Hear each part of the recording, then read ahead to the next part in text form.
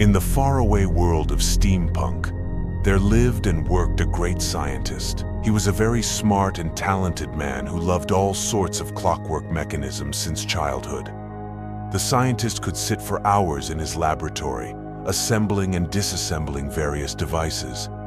He created amazing inventions that helped people in their daily lives.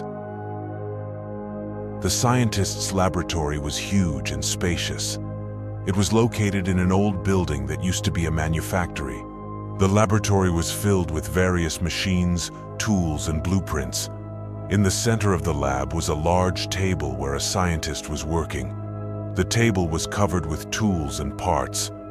Along the walls of the lab were racks on which various instruments and equipment were spread out. Drawings and schematics of the scientist's inventions were also hung on the racks.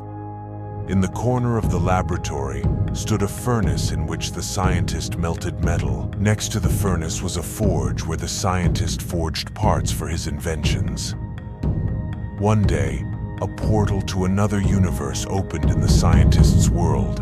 It was the size of a house, and a bright light emanated from it. The portal was located in the center of the city, in the main square. From this portal, Skibidi toilet monsters began to emerge. These monsters were very strong and dangerous. They attacked people and destroyed everything in their path. People could not cope with these monsters. They turned to a scientist for help. The scientist knew that he needed to create something special to stop the monsters.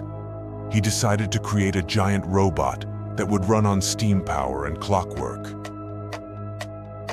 The scientist worked long and hard on his invention. He assembled all the necessary parts and developed a complex circuit of the robot. He stayed up nights and didn't eat until he finished his work. Finally, the robot was ready. It was huge and strong. Its body was made of strong metal, and inside it were complex mechanisms. The scientist named the robot Clockman.